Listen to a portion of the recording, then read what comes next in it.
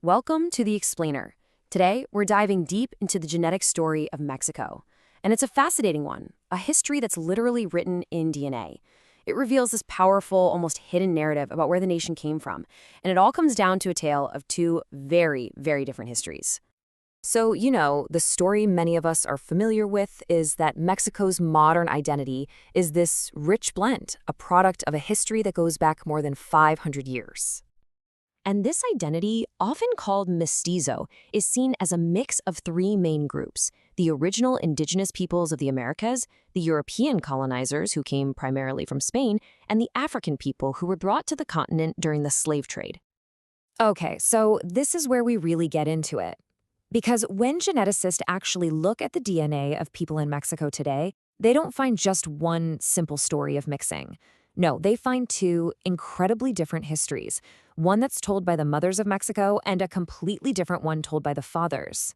First up, let's explore the mother's story. Now, scientists can do this by looking at a really special piece of our genetic code called mitochondrial DNA, or mtDNA for short. The thing that's so cool about mtDNA is how it's inherited. A mother passes it down to all of her kids, but, and this is the key part, only her daughters will then pass it on. This creates this perfect, direct, unbroken line of female ancestry. It's like a genetic time capsule that lets us trace a single maternal line way, way back into the past. And this is where the story gets really, really interesting. When scientists took a look at the mtDNA from thousands of people all across Mexico, they found this powerful and just incredibly consistent truth about where the nation's maternal roots come from. Just look at these numbers. It is absolutely overwhelming. We're talking about almost 90% of all the maternal lines in Mexico today tracing directly back to indigenous women. The European and African contributions on the mother's side, they're tiny in comparison.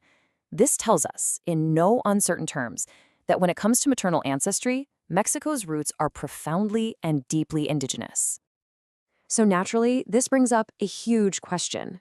If the maternal story is so overwhelmingly indigenous, then what on earth is going on with the paternal side of the family tree? What story does it tell? And this slide right here, this is the heart of the genetic puzzle. The father's story is traced using the Y chromosome, which, as you might guess, is passed directly from father to son. And as you can see, it's pretty much a mirror image of the mother's story. It is overwhelmingly European. This massive contrast is the absolute key to understanding the history of Mexico. So what happens when we zoom out and look at our total genetic picture? The DNA we get from all of our ancestors. Well, that's called autosomal DNA. And here, we finally see that mestizo blend we were talking about. But it isn't uniform. There's this clear pattern where indigenous ancestry is highest in the south and gets lower as you go north, really painting a picture of a genetically diverse country.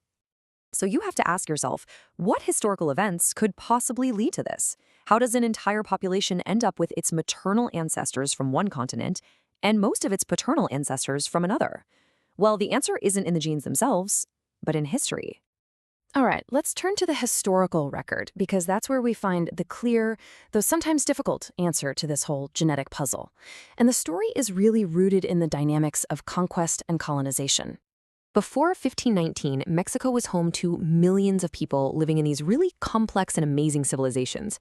But the arrival of Europeans and the colonial period that followed didn't just reshape the culture and the politics, it fundamentally and permanently reshaped the genetic landscape of the entire region. Researchers have a term for what happened: directional meeting. It's a formal way of saying that the mixing of these populations wasn't random, not at all.